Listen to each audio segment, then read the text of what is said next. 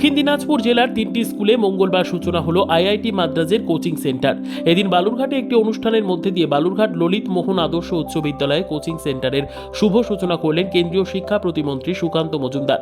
এছাড়া উপস্থিত ছিলেন আইআইটি মাদ্রাজের বিদ্যাশক্তির কনভেনার ডক্টর শিবা সুব্রমণিয়াম, ললিত মোহন আদর্শ উচ্চ বিদ্যালয়ের ভারপ্রাপ্ত প্রধান শিক্ষক পার্থপ্রতিম দত্ত সহ অন্যান্য বিশিষ্টজনেরা।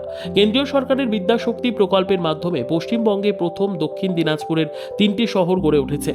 আধুনিক প্রযুক্তির ক্লাসরুম বালুরঘাটের ললিত মোহন আদর্শ উচ্চ বিদ্যালয়, গঙ্গারামপুরের চিত্তরঞ্জন প্রাইভেট স্কুল এবং বুনিয়াদপুর হাই স্কুলে এই কোচিং সেন্টারের সূচনা হলো।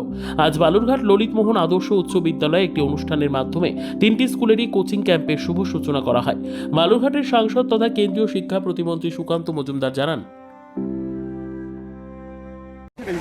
দেখুন, আপনারা জানেন যে আইআইটি মাদ্রাজ, সেই আইআইটি মাদ্রাজের বিদ্যাশক্তি কেন্দ্র পশ্চিমবঙ্গে প্রথম।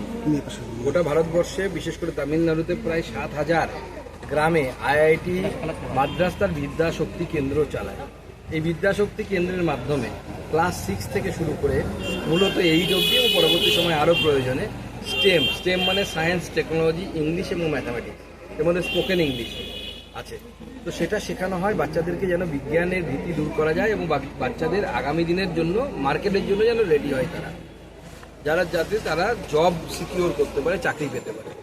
সেই কেন্দ্র প্রথম পশ্চিমবঙ্গে আজকে এই দক্ষিণ দিনাজপুর জেলায় 4টে স্কুলে, 3টে সরকারি এবং একটি বেসরকারি স্কুলে আমরা আজকে এর উদ্বোধন করলাম।